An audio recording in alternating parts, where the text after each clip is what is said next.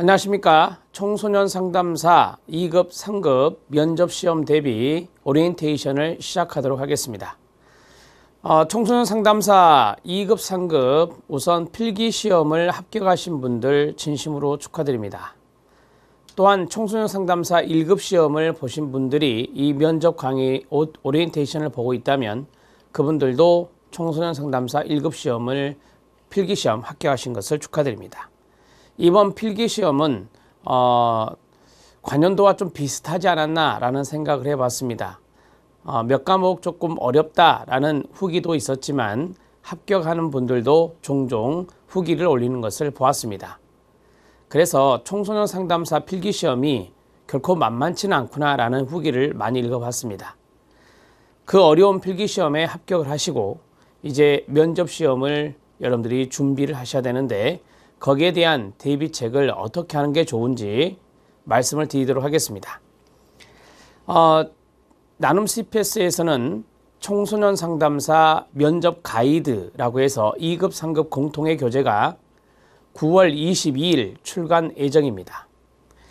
그 출간에 앞서서 여러분들에게 오리엔테이션 강의를 해드리는 겁니다. 먼저 저는 여러분들 교재가 나오면 목차의 앞부분, 즉 여러분들이 청소년 상담사 면접시험에서 반드시 만나는 사례 연습이 있습니다. 즉 면접 고사장에 들어가기 전에 여러분들이 사례 질문지를 받게 되는데 A4 용지 한 장 정도 분량의 사례 용지가 되겠습니다. 그 사례 용지를 숙지를 하고 그 사례 용지를 가지고 들어가서 면접위원들이 세 분이 계신데 가운데 있는 면접위원장이 여러분들에게 사례에 대한 질문을 하실 겁니다. 그러면 그러한 질문에 답변을 하셔야 되는 것이 면접시험의 일부입니다. 그러한 사례와 관련된 부분들은 유상현 교수님이 강의를 해드릴 것이고 저는 사례 외의 다른 부분들을 맡게 되었습니다.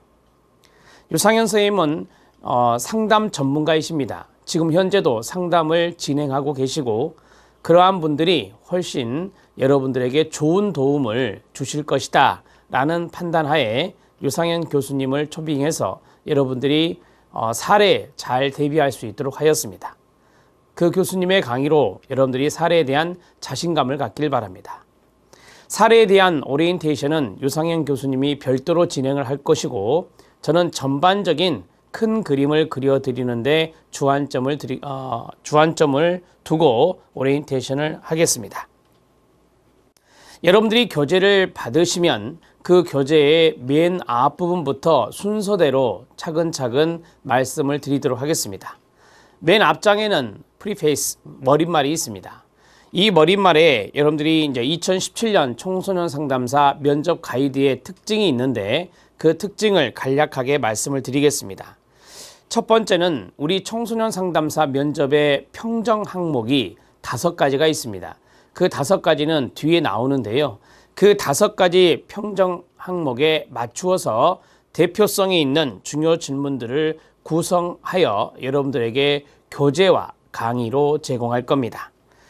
자, 그리고 모범 답변도 제시를 해드렸습니다. 개별적으로 작성해야 되는 부분들은 여러분들이 스스로 작성을 해 주셔야 됩니다.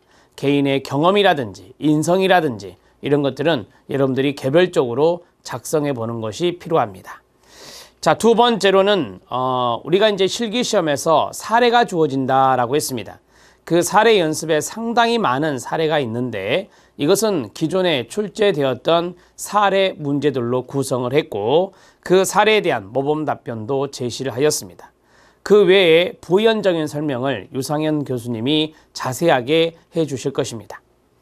자, 셋째는 인성이나 시사 이슈나 청소년 관련 정책과 법률, 그 다음에 사례 적용, 알찬 부록까지 이 교재에 많은 내용을 담아 드렸습니다. 그리고 충분한 이해가 될 수 있도록 설명도 해드리겠습니다. 부록의 일부분은 제가 또 강의를 해드릴 겁니다. 자, 그리고 2016년도 청소년 백서라고 하는 것이 여성가족부의 PDF 파일로 제공되어 있습니다. 2016년 청소년 백서의 내용을 많이 참고하여 여러분들에게 모범 답변으로 제시하였습니다. 자, 마지막으로는 이 도서, 즉 교재를 통해서 이해하는 것에 그치지 않고 이렇게 동영상 강의를 제공함으로써 여러분들의 이해의 폭을 좀 더 넓히는 데 주안점을 두었습니다. 자, 그리고 머릿말을 지나서 청소년 상담사 면접시험 개요가 있습니다. 자, 청소년 상담사 면접시험의 개요에서 좀 필요한 부분들만 말씀을 좀 드려보도록 하겠습니다. 자, 우리는 필기시험을 이미 합격을 했습니다. 그리고 이제 1년 전에 합격을 하신 분들은 필기시험이 면제가 되고 면접시험만 치르실 건데요. 자, 우리가 이제 면접시험이라는 것은 직접 대면을 하는 겁니다. 세 분의 면접위원님들과 대면해서 여러분들은 답변을 하게 됩니다.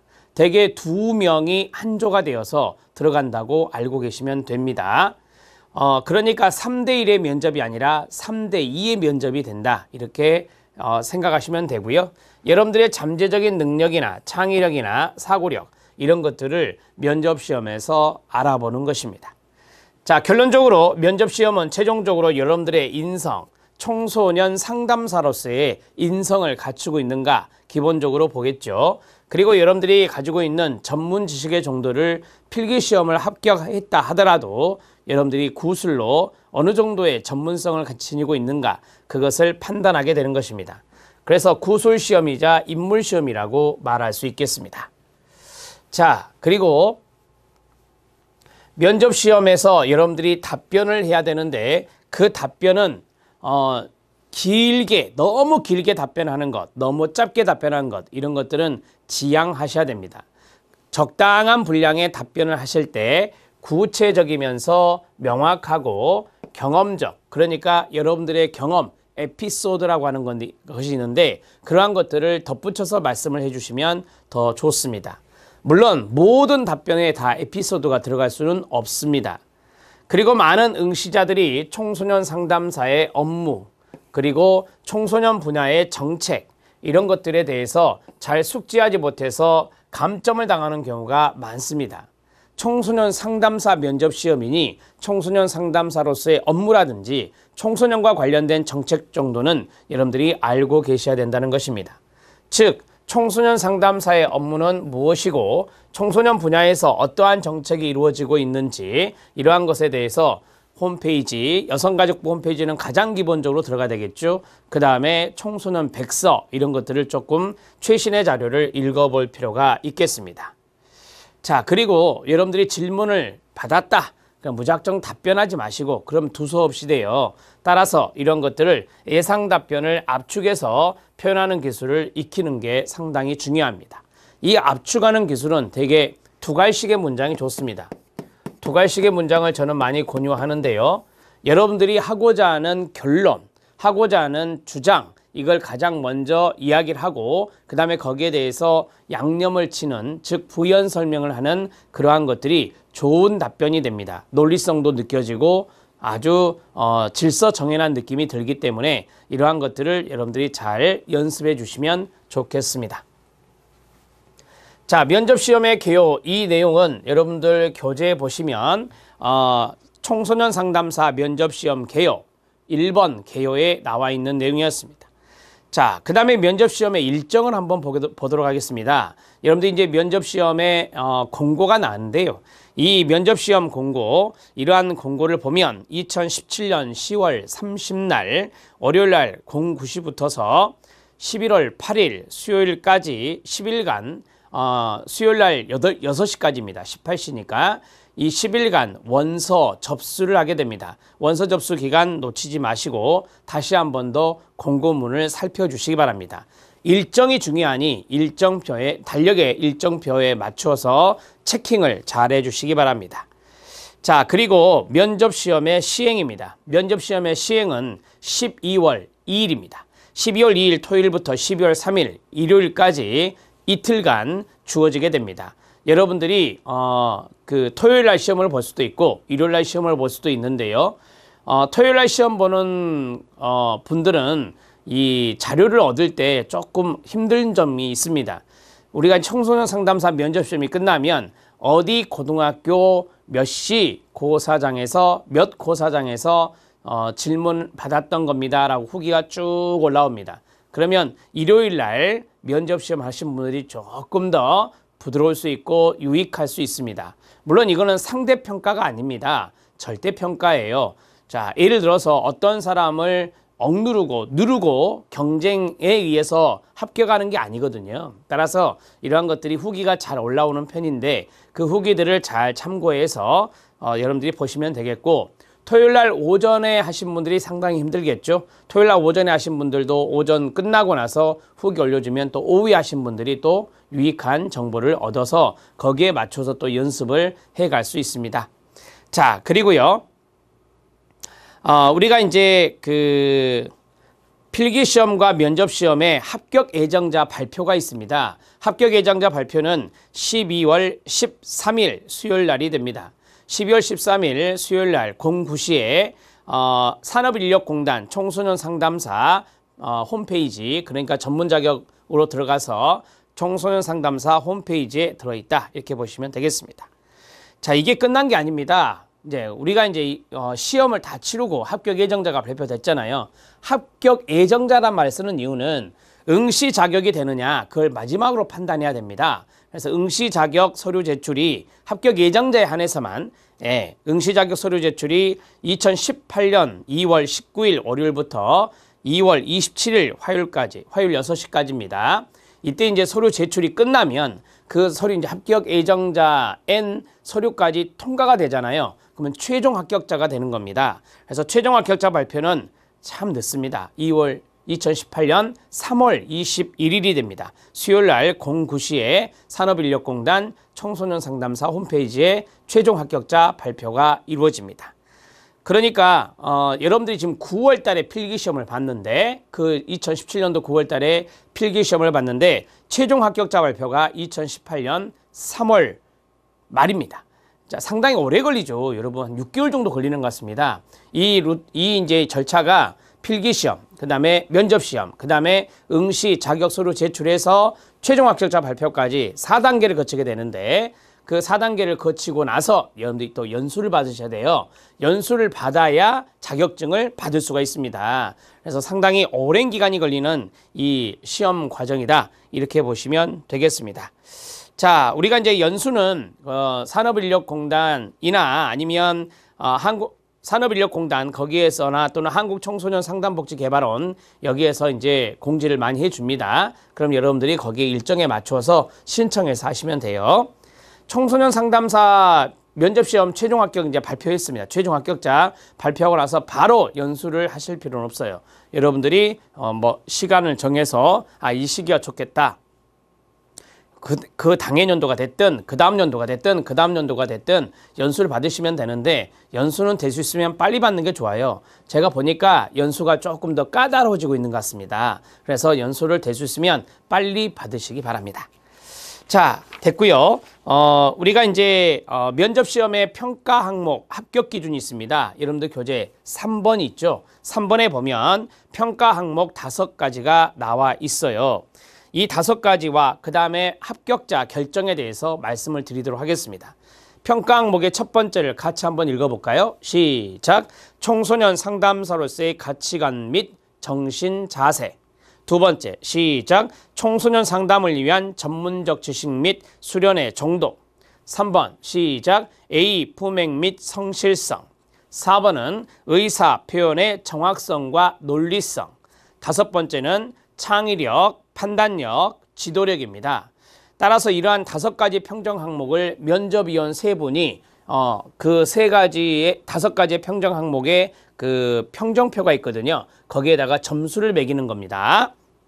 청소년 상담사로서의 가치관 및 정신 자세는 청소년에 대한 기본적인 이해, 사명감과 지도 철학, 그 다음에 사회적 책임, 이런 것들이 여기에 들어갈 수 있습니다.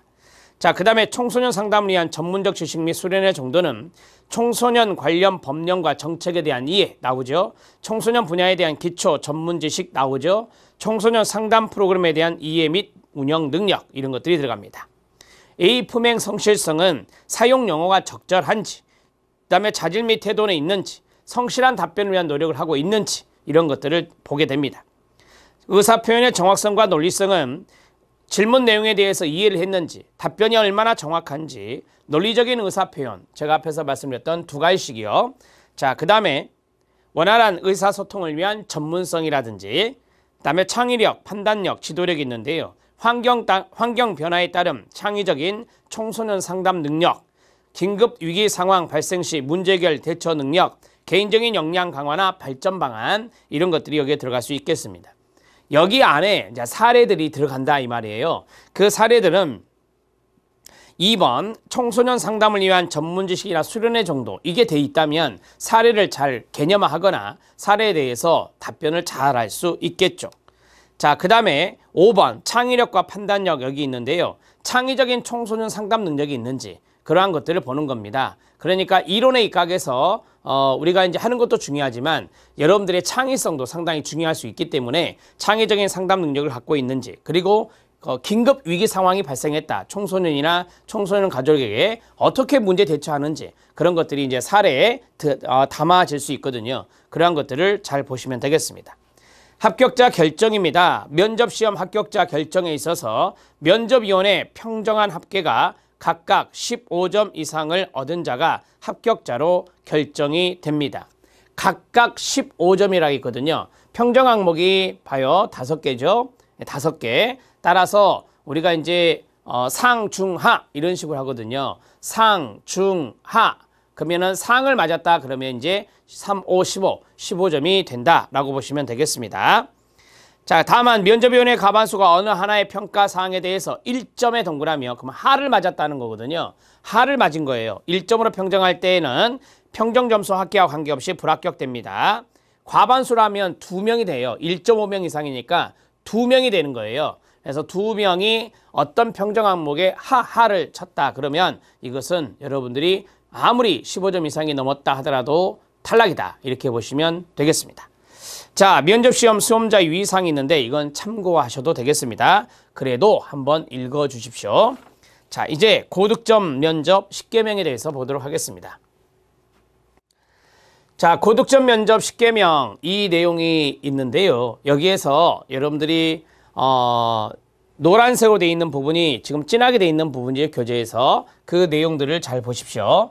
자기소개는 할 수도 있고 안 할 수도 있습니다. 여러분들에 따라 이제 개별적으로 틀릴 수 있습니다. 어떤 사람은 초반에 만날 수 있고 어떤 사람은 자기소개 없이 넘어갈 수도 있습니다. 저는 30초 정도를 여러분들에게 추천합니다. 제가 교재에 보시면 인성의 가장 첫 번째가 자기소개를 해 보십시오라고 하는 건데요. 2급과 3급에 대한 샘플을 넣어드렸습니다. 그 내용도 강의를 해드리도록 하겠습니다. 관심 분야와 장점이 부각되도록 해야 됩니다. 짧은 단어나 문장으로 자신을 명쾌하게 표현할 수 있는 헤드라인을 조금 만들 필요가 있습니다. 저는 어떠한 사람입니다. 저는 어떠한 장점을 겸비한 누구입니다. 이런 식으로 진행하시면 되겠고요. 자, 이거는 나중에 샘플 한번 보시죠. 그 다음에 유행어, 화려한 수사어구, 남발하는 것은 좋지 않겠죠. 이런 것들이 이제 A, 품행, 성실성에서 낮은 점수를 받을 수 있는 거예요. 자, 결론부터 말하는 두 가지씩의 표현으로 답변하라 말씀드렸죠. 부연 설명은 그 다음에 조금 많이 하지 마시고 부연 설명은 구체적으로 조리 있게 해주시면 되겠습니다. 문장으로 따진다면 2문장 정도, 이제 부연 설명을 2문장 정도 해주시면 됩니다. 올바른 경어를 사용해라. 유행어는 피하고, 자, 경어를 사용하는 게 좋습니다. 아무래도 이제 면접위원들은 여러분들의 상담 전문가, 상급자라고 생각하시고 답변하시는 게 좋아요. 여러분들의 상담으로서의 어떤 선배님들이다라고 보시면 되겠습니다. 그래서 올바른 경어를 사용하는 게 좋고요. 그 다음에 4번째, 질문의 요지를 파악해야 됩니다. 질문이 들어왔는데 다른 생각하고 있으면 안 돼요. 질문이 들어왔는데 옆에 있는 다른 피면접자 생각하고 있으면 안 돼요. 따라서 여러분들이 이러한 그 질문의 요지를 잘 파악해서 이 경청하는 자세를 취하고 최후의 순간까지 최선을 다할 필요가 있겠습니다. 자, 여러분 청소년 상담사 필기시험의 합격자에 따라서 3명이 들어갈 수도 있어요. 2명이 대개 이제 들어가는데 2급 같은 경우는 2명이 들어갑니다. 3급 같은 경우는 3분이 들어갈 수도 있다는 것을 잠깐 말씀드립니다. 그러니까 옆에 사람들이 조금 뭐랄까 신경이 쓰일 수도 있어요. 그래서 질문을 잘못 들을 수도 있는데 그렇게 하지 마시고 다른 사람의 질문이 어떤 질문이 있었는가 그런 것들에 너무 집중해버리면 자기 질문을 놓칠 수 있으니까 질문의 요지를 이해하고 질문의 요지에 맞는 명확한 답변을 하는 게 좋습니다. 대답을 잘못했다 할지라도 포기하지 말고 최선을 다하는 모습으로 임하는 게 감점의 원인이 되지 않을 수 있습니다. 대답을 잘못했다 그러면 자기가 이제 느낌이 오죠. 내가 대답을 잘못한 것 같다라고 하면 죄송합니다. 다시 한번 말씀드려도 될까요? 이렇게 차분하게 면접위원들에게 허락을 받고 말씀하시는 게 좋아요. 거기에서 이리 갔다 저리 갔다 하지 마시고 자, 이완된 상태에서 편안한 분위기를 연출하라 라고 했어요. 면접 고사장 들어갈 때 상당히 긴장되거든요. 충분히 릴렉스를 하세요. 사례를 읽으면서 충분히 릴렉스를 하시고 그때 서서 읽는 게 아니라 되게 앉아서 읽습니다. 앉아서 읽기 때문에 의자에서 약간 스트레칭을 좀 하신 다음 읽으면서도 스트레칭을 하시고 그렇게 해서 조금 풀린 다음에 들어가시는 게 좋고 여기 구강, 여러분들이 이제 구술시험이다 보니까 구강에 있는 이 입술에 있는 근육들이 있잖아요. 그런 것들도 마사지해서 잘 풀고 들어가시는 게 좋습니다. 상황에 맞는 유머는 대화를 활성화시킵니다. 다소 딱딱한 주제의 질문이라면 아까 말씀드렸죠. 에피소드 이런 거 첨가해서 저 사람은 상당히 상담을 할 때 편한 분위기를 주구나 그런 것들을 느낄 수 있게 해 주시라 이 말입니다. 제가 말씀드리는 이완은 2가지를 말씀드렸습니다. 대화를 할 때 유머라든지 에피소드를 통해서 면접관들과 미소를 지으면서 이야기할 수 있는 그런 이완적인 분위기. 그 다음에 들어가기 전에 이 근육들이 많이 이완되지 못하기 때문에 긴장되면 그렇잖아요. 이걸 충분히 풀고 들어가셔라 이렇게 말씀드렸습니다. 6번째, 잘못된 버릇은 금물이며 자신을 재점검할 필요가 있습니다. 첫 번째는 예를 들어서 이야기를 할 때 바디랭귀지를 너무 많이 쓴다. 이거 좀 문제 있거든요. 앞에 책상이 없어요. 여러분들 앞에는 의자만 있습니다. 여러분들 의자에만 앉아요. 그러니까 모든 동작이 다 보이는 거예요. 그래서 바디랭귀지를 너무 많이 쓰면은 그것도 면접위원들에게 눈에 거슬릴 수 있고요. 2번째는 눈을 자주 깜빡거린다든지 그 다음에 이야기를 할 때 뭐 반복적인 어구를 많이 쓰는 분들 있잖아요. 그런 분들은 그걸 좀 자제해야 됩니다. 자, 그리고 또 하나 틱과 같이 좀 어깨를 으쓱거린다든지 아니면 눈을 깜빡거린다든지 이러한 것들이 있는 분도 있어요. 따라서 이것은 여러분들이 면접 스터디를 이제 구성해서 하는 게 가장 좋거든요. 면접위원이 3명이죠. 그 다음에 2명이 들어가면은 이제 5명이 되잖아요. 총 5명이 됩니다. 이 세팅이 좋아요. 그래서 5명의 면접 스터디원을 모아가지고 3분이 면접위원을 하고 2분이 피면접자가 되는 거예요. 그렇게 해서 요즘 스마트폰으로 동영상도 찍잖아요. 동영상을 찍어서 보여주는 겁니다.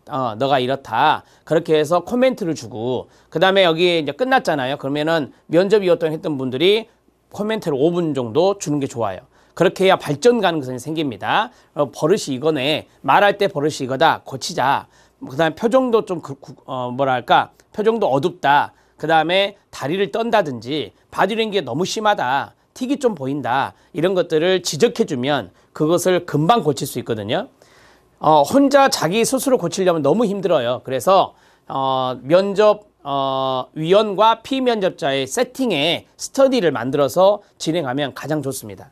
면접위원을 불쾌하게 하는 의사 전달이나 너무 큰 목소리나 빠른 말투나 불완전한 시선이나 자신도 모르는 버릇 등에 주의하며 자신을 점검해야 됩니다. 여기서 한 가지만 더요.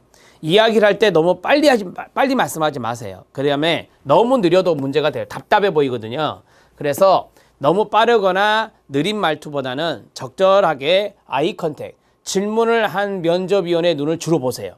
그리고 양쪽 사이드에 있는 가운데 있는 분이 만약에 질문했다면 가운데 있는 분의 눈을 더 많이 쳐다보시고 한 번씩 이렇게 양쪽에 있는 분도 보시면서 이야기를 하시는 게 좋아요. 어차피 3분 다 여러분들 주시하고 있거든요. 그래서 이 골고루 시선을 줄 필요가 있다라는 것을 말씀드리고 말의 속도는 적절하게 이분들이 알아들을 수 있게 천천히 하셔도 됩니다. 그러나 너무 늦게나 너무 빠르면 이게 문제가 생길 수 있습니다. 자, 그 다음에 청소년 상담사 역할과 관련 정책 제도에 대해서 100% 파악하라. 제가 100%라고 했는데 실제적으로 100%는 힘들어요. 그렇죠? 만약에 청소년 상담사의 역할이 10개다 그럼 10개를 다 어떻게 합니까? 할 수가 없잖아요. 이 말은 여러분들이 이야기할 거리가 있잖아요. 만약에 청소년 상담사의 역할이 10개인데 거기에서 2가지 정도 내가 꼭 이야기해야 되겠다. 내가 생각하는 중요한 거다. 그것을 알아라 이 말이에요. 그것을 여러분들이 숙지하고 거기에 대해서는 이야기해라. 그 말입니다. 청소년 정책과 제도도 엄청나게 많아요. 정말 많죠. 뭐 문화에 대한 것도 있고 정말 많습니다. 교육에 대한 것도 있고. 하지만 내가 여기에 대해서는 진짜 이야기하고 싶다 하는 것들, 그런 것들을 잘 숙지해서 거기에 대해서 자신감 있게 말하는 태도, 이게 필요하다는 거예요. 자, 여기 있는 것을 한번 읽어주시고, 자, 그 다음에 8번째 들어갑니다. 8번째는 실전과 같은 연습으로 감각을 익히라라고 했습니다. 저는 이거 상당히 중요하다고 보거든요. 여러분들 혼자 교재 보고, 여러분들 혼자 거울 보고 연습 잘 안 됩니다. 실전에서 잘 안 돼요. 그래서 진짜처럼 한번 해봐야 됩니다. 우리는 지역이 조금 떨어진 지역이라 이 스터디를 만들기 어려워요. 그러면 가족들하고 해도 돼요. 가족들하고 해도 됩니다. 그래서 가족들에게 조금 한번 도와주라. 한 3번만 도와주라. 나 이번에 청소년 상담사 꼭 합격하고 싶다. 이런 그런 것들을 가족분들과 함께 소통을 하고 그 다음에 가족분들에게 도움을 받으시면 돼요. 자, 약 5명 정도의 면접 스터디 그룹을 구성하여 빈출 면접 질문과 최근 시사 이슈, 뭐 세월호 사건은 조금 이제 오래됐지만 그 다음에 학교 급식 비리, 최근에는 뭐죠? 여러분들 교재엔 들어있어요. 여중생 폭행 사건, 이 학교 폭력이죠. 쉽게 말하면 여기에 대한 그 이슈가 커요. 그래서 이거는 나올 것 같은데 여러분들이 여기에 대한 대비를 좀 하셔라 이 말입니다. 청소년 관련 정책과 인성 관련 질문지를 만들어서 역할 분담을 하고 실전과 같은 연습을 하는 게 좋습니다. 이 사례와 연관된 여러분들이 질문을 던져야 되잖아요. 그 질문을 던질 때 여러 가지 소스가 많이 있습니다. 그러니까 안에 본론에 있는 질문들도 있고요. 저기 뒤에 부록에 보면은 이제 나왔던 기출 질문들도 있거든요. 그걸 그냥 랜덤으로 막 던지시는 거예요. 던지고 거기서 답변 얻고 그 다음에 그 사람의 답변을 또는 나의 답변을 녹음하는 거죠. 스마트폰에 녹음해서 자주 듣는 거예요. 아, 뭐가 문제다. 그것을 점검했을 때 여러분들은 정말 대답을 잘할 수 있어요. 자, 친밀감과 신뢰감을 구축하고 자신의 강점을, 장점을 부각하라. 면접장에 들어오는 태도, 인사하는 법, 앉는 자세, 밝은 미소와 표정, 면접 받기 위한 점수에 반영됩니다. 이게 이제 애절 품행 여기에 들어가거든요. 저도 이제 청소년 상담사 면접시험 1급을 받고 합격을 했습니다. 저는 청소년 상담사 3급, 그 다음에 2급, 그 다음에 1급 이렇게 차근차근 올라갔거든요. 면접을 여러 번 받겠죠. 이 면접시험에서 가장 중요한 것은 첫인상입니다. 들어갈 때 첫인상이에요. 그래서 문을 열고 교실인데 교실 문을 열고 들어갈 때 그냥 뚜벅뚜벅 걸어가는 것도 나쁘진 않아요. 나쁘진 않은데 면접위원들이 딱 보고 있습니다. 들어갈 때 여러분들 2분, 3분 들어갈 때 보고 있어요. 그래서 가볍게 문 딱 열고 들어갈 때 가볍게 목례하세요. 안녕하십니까? 말할 필요 없고 그냥 가볍게 목례하시고 자 들어가면 자 앉으세요라고 하거든요. 면접위원장이 앉으세요 그러면 감사합니다 이렇게 가볍게 목례하면서 앉으시면 돼요. 그냥 앉지 마시고 좀 첫인상을 아 저 사람 인사성도 봤구나. 그 다음에 상당히 다른 사람에 대한 질문의 말에 호응을 할 줄 알구나. 그런 것들을 말해 주셔야 돼요. 그리고 2번째는 표정이죠. 표정은 될 수 있으면 너무 많이 웃는 것도 문제가 되거든요. 그래서 약간 미소를 머금는 그러한 연습도 거울 보고 이거는 하시는 게 좋습니다. 자, 그리고 나올 때도 마찬가지예요. 이제 여기는 퇴장이 안 나와 있지만 나올 때도 마찬가지 수고했습니다 라고 하거든요. 그러면 그 자리에서 감사합니다 하고 일어나시면 돼요. 수고하셨습니다 하는 거 아닙니다. 수고하셨습니다는 하급자에게 하는 말이거든요. 그래서 감사합니다 라고 말하고 나오잖아요. 나올 때 우리가 이제 의도적으로 좀 맨 뒤로 나가는 게 좋아요. 그러니까 여러분들이 앞에 있다 하더라도 다른 분 먼저 배려해서 먼저 나가고 맨 마지막에 여러분들이 뒤에 가서 딱 돌아서 인사 딱 하고 나가는 게 좋습니다. 그냥 아무 말 없이 인사하고 하는 게 좋아요. 나갈 때 면접위원들이 안 볼 것 같죠? 다 봅니다. 다 봅니다. 그래서 다른 분들이 먼저 나갈 수 있도록 좀 배려를 하고 여러분들이 만약에 먼저 나가야 된다면 그냥 옆에 있는 분들 잠깐 서 있으면 되잖아요. 목례하고 나가시면 돼요. 그러면 다른 분들이 어떻게 하겠죠. 그러니까 여러분들이 제가 말씀드리고 싶은 것은 들어가는 것과 나가는 것을 상당히 목례를 하면서 그 다음에 인상을 좋게 해라. 나가는 것까지 인상을 좋게 하면 좋다 이 말입니다. 자, 됐습니다. 이제 10번째 들어갑니다. 10번째는 면접위원의 말을 성실하게 듣고 경력 등에 대해서는 거짓말을 피하라 라고 했습니다. 여러분, 경력은 될 수 있으면 안 물어보죠. 면접위원들이. 경력을 하다 보면 기광도 나오고 소속도 나와버리니까 경력은 잘 물어보지 않는데 어떤 면접관은 또 물어봐요. 상담 경력이 얼마나 되세요? 이렇게 물어보거든요. 그럼 여러분들은 거기서 소속, 기관 명칭 이거 말하면 안 되고 무슨 상담을 몇 년 했습니다. 이 정도만. 어떤 상담을 몇 년 했습니다. 예를 들어서 뭐 도박 중독 상담을 했다, 인터넷 중독 상담을 했다, 가족 상담을 했다, 한 2년 정도 경력이 있습니다. 이런 식으로 말씀하시면 되는 거죠. 거기에 대해서 너무 부풀리지 마라 이 말이에요. 거짓말을 하면 안 된다. 자, 가장 성공적인 대화는 말하기가 30%고 경청이 70%라고 해요. 그래서 잘 성실하게 들을 필요가 있고요. 청소년 상담사로서의 적격성을 높이기 위해서 경력 등에 있어서 거짓말을 하면 계속 이어지는, 만약에 중간 정도의 질문이 들어왔는데 경력의 거짓을 말하면 나중에 추가 질문이 계속 들어오거든요. 거기에서 일명 들통이 납니다. 그럼 여러분들 낭패를 보니까 그러한 것들은 삼가해 주시기 바랍니다. 자, 고득점 10계명에 대해서 말씀드렸습니다. 충분히 이해가 되셨으리라 믿습니다. 자, 그리고 제가 이제 컨텐츠가 나오죠. 이 컨텐츠에 대해서 잠깐 말씀드릴게요. 컨텐츠에 동그라미 1과 동그라미 2가 있어요. 그렇죠? 청소년 상담사 면접 가이드가 동그라미 1이고 부록이 동그라미 2입니다. 자, 청소년 상담사 면접 가이드 1번이 인성입니다. 그 다음에 2번이 청소년 관련 정책 및 전달 체계고요. 세 번째가 청소년 관련 법률과 시설위원회입니다. 그 다음에 네 번째가 전공 이슈고요. 그 다음에 다섯 번째가 전공 지식이고 다섯 번째가 시사 이슈가 됩니다. 제가 여기 1, 2, 3, 4, 5까지를 제가 담당합니다. 1, 2, 3, 4, 5까지를 담당하고까지를 사례 연습 6번 있죠. 이 내용이 상당히 많아요, 여러분. 상당히 많은데 이 내용을 유상현 교수님이 담당을 하실 겁니다. 자, 그 다음에 부록에 보면 상담 사례와 상담 내용이 있는데 이것은 이제 청소년 상담 복지 개발원에서 오픈했던 상담 사례와 상담 내용 이런 것들을 제가 간략하게 몇 가지만 간추려서 넣어드렸습니다. 자, 그 다음에 챕터 2를 보면 청소년 정책의 변천 과정과 통계로 보는 청소년이 있어요. 이게 바로 이제 상당히 분량이 많은데 이게 총 2016년 청소년 백서 내용, 이 내용을 넣어드렸거든요. 그래서 이거는 제가 강의를 할 겁니다. 그 다음에 세 번째, 청소년용 인터넷 게임 중독 척도와 해석, 최근 면접 질문 기출 리스트, 주요 질문과 답변이 있습니다. 여기 부록에서 강의가 이루어지는 것은 챕터 2, 2장 하나입니다. 거기 4장에 있는 최근 면접 질문 기출 리스트 있잖아요. 이것은 여러분들이 스터디용으로 활용하면 좋아요. 스터디용으로 활용하시기 바랍니다. 자, 물론 앞에 있는 본문에 있는 질문들을 넣으셔도 돼요. 스터디 할 때. 그게 더 중요하다고 보거든요. 그런데 이제 여러분들이 그냥 질문만 툭 던지고 싶다면 이 면접 질문 기출 리스트를 좀 보셔도 될 것 같다.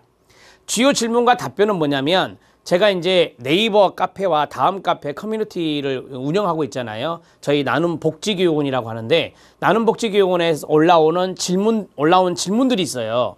그 질문들에 대해서 제가 답변했던 것을 이게 모았습니다. 이게 좀 많아요. 한 90개 정도 되는 것 같은데요. 이 내용을 여러분들이 한번 팁으로 쭉 편하게 읽으시라는 거예요. 편하게 읽어보시면 도움이 되실 것 같습니다. 다른 사람이 궁금한 것은 여러분들이 궁금해할 수 있어서 이걸 그냥 여러분들이 인터넷 공간상에 놔두기는 좀 그렇고 해서 교재에 반영을 해드렸으니까 이거는 여러분들의 읽을 거리로 제공을 합니다. 수업은 진행하지 않습니다. 자, 그러면 수업이 진행되는 것은 동그라미 1번 인성에서부터 사례 연습까지, 그리고 부록의 챕터 2 여기 있는 청소년 정책의 변천 과정이나 통계로 보는 청소년, 이것은 여러분들이 조금 아셔야 될 필요가 있죠. 청소년에 관심을 갖게 되니까. 그래서 이 내용들은 수업을 하도록 하겠습니다. 자, 마지막으로 이겁니다. 청소년 면접, 상담사 면접 상황과 면접 준비 팁인데 앞에서 했던 내용과 약간 중복되는 부분도 있지만 없는 부분도 있기 때문에 말씀을 드리겠습니다. 자, 먼저 수험번호에 맞게 면접 대기실에서 대기를 합니다.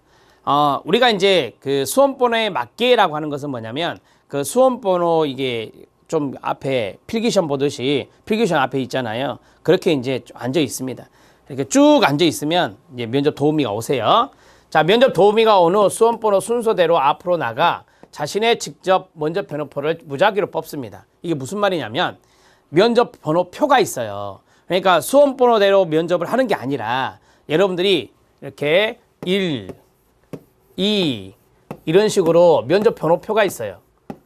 이게 있는데 이것을 이제 함에 놓고 하나를 이렇게 딱 제비뽑기식으로 뽑습니다. 이렇게 뽑으면 1번을 뽑으면 1번으로 들어가는 거예요. 3번을 뽑으면 3번으로 들어가는 거고, 이게 이제 여러분들이 뽑은 대로 면접 순서가 이루어진다라고 보시면 됩니다.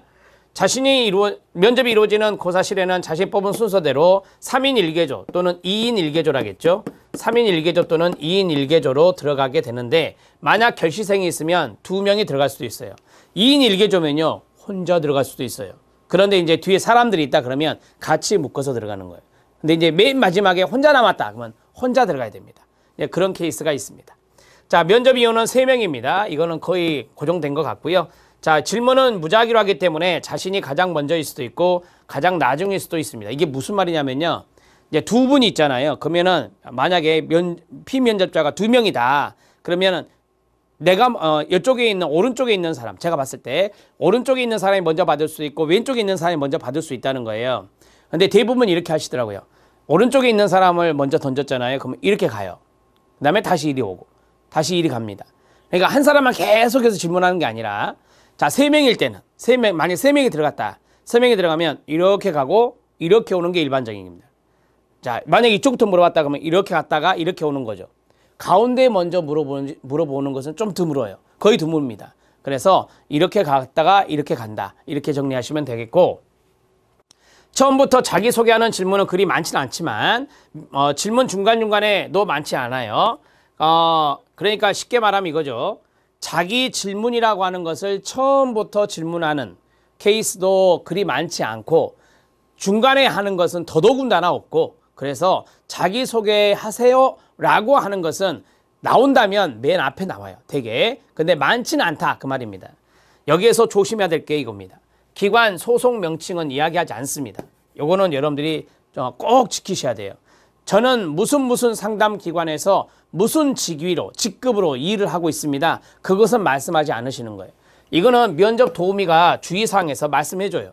그러니까 대기실에서 그건 삼가하십시오. 그거는 말씀하시면 안 됩니다. 이런 식으로 말씀을 해주시거든요. 자, 그런 것들은 여러분들 꼭 숙지를 하십시오. 자, 다음으로 6번째 들어가겠습니다. 질문의 형태는 하나의 질문을 던져서 답변이 이루어지면 그에 따른 후속 질문, 꼬리 질문을 계속 받는 경우가 있습니다.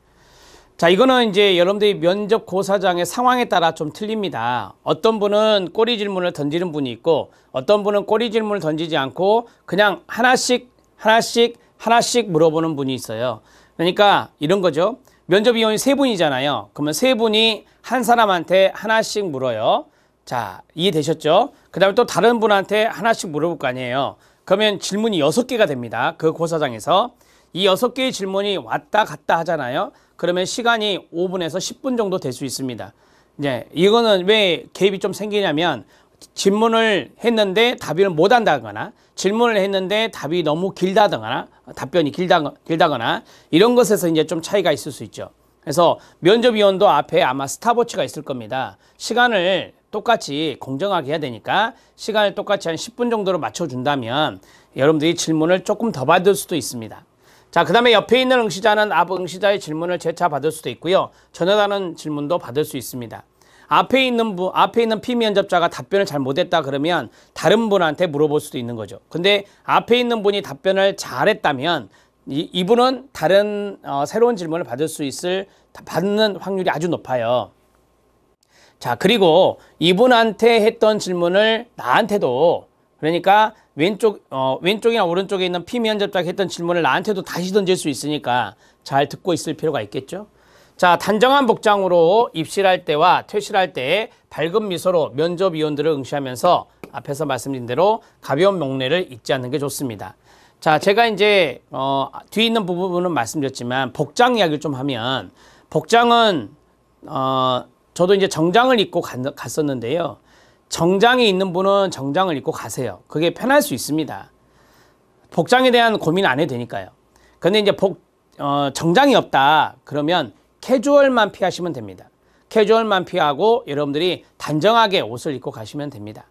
면접위원들도 거의 정장에 가까운 옷을 입고 계세요. 그렇기 때문에 여러분들도 정장에 가까운 단정한 옷을 입고 가셔야지 캐주얼 차림으로 가시면 안 됩니다. 질문의 형태는 지식적인 답변을 요구하는 질문. 이것도 이제 간혹 나오기 때문에 숙지가 필요하겠죠. 청소년 지도사라는 시험이 있습니다. 면접 시험이 있는데요. 그것도 지도사 면접 시험에서는 지식형이 상당히 많이 나옵니다. 왜냐하면 1차 필기시험 면제자가 너무 많아요. 거기는. 그래서 이 필기시험에 면제자가 많기 때문에 지식적인 측면을 측정할 수밖에 없는 거예요. 하지만 여러분들은 이미 필기시험을 합격했죠. 대개 청소년 상담사 필기시험은 거의 대부분이 다 봅니다. 그렇기 때문에 60점 이상, 전체 평균 60점 이상의 지식이 있구나라고 판단을 했기 때문에 면접위원들은 여러분들의 지식적인 부분도 묻긴 묻겠지만 많은 부분 묻지는 않고요. 전문성을 주로 물어볼 겁니다. 이 전문성은 여러분들의 상담 능력이 있느냐 이런 거죠. 상담가로서의 활동할 수 있느냐 그러한 어떤 상담에 대한 사례와 연관된 사례 개념 하나 또는 사례와 연관된 상담의 능력 이런 것들을 주로 측정한다라고 보시면 되겠습니다. 마지막으로 청소년 상담사가 되고자 하는 동기, 자신의 장점, 청소년 상담사가 된 후에 어떻게 할 것인가, 자신의 견해 이런 것도 묻게 되는데요. 잘 나옵니다. 첫 번째는 청소년 상담사가 되고자 하는 이유가 무엇입니까? 여러분들의 청소년 상담사가 되고자 했던 초심 그런 것들을 생각하시면서 말씀을 해주시면 되고요. 그 다음에 두 번째, 여러분들의 청소년 상담사로서의 장점이 있을 수 있는데요. 그 장점을 두 가지 정도는 생각을 하십시오. 뒤에 제가 이제 그 샘플, 자기소개 샘플을 말씀드릴 건데 자기소개 샘플에서 장점을 두 가지씩 제가 넣었어요. 일부러. 그래서 그러한 것들을 자기소개 연습을 하다 보면 장점이나 경험이나 이런 것들이 묻어 나올 수 있으니까 자기소개 연습을 해 두시는 것도 좋습니다. 그 다음에 청소년 상담사가 되고 난 후에 어떻게 하겠습니까? 청소년 상담사를 이 자격증을 묵히면 안 되죠.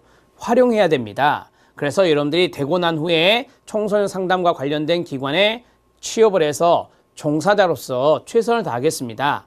이런 이야기를 하고 그 다음에 청소년 상담사로서 길을 걸어가다가 상급자가 되면 또 많은 하급자들에게 저의 상담 능력도 잘 전수하고 싶습니다. 이런 것도 하시고요. 이런 이야기도 좀 해주시면 좋겠네요. 자, 인성에 대한 부분이었습니다. 이런 부분들은 여러분들이 개별적으로 좀 답변을 작성해서 너무 길게 할 필요 없어요. 이것은 여러분들이 생각하고 있는 것들을 자연스럽게 적당한 분량의 답변을 하시면 되겠습니다. 자, 여기까지가 여러분들 교재 전반부에 있는 내용을 가지고 오리엔테이션을 한 것입니다. 머릿말에서부터 면접 상황과 면접 준비 팁까지 좀 체계적으로 정리해 드린다고 정리해 드렸는데 자, 여러분들이 도움이 좀 되었으면 좋겠고요. 이 오리엔테이션 강의를 스타트 시점으로 해서 그 다음에 강의들을 쭉 들을 때 여러분들의 방향성을 설정하는데 도움이 되었으면 좋겠습니다.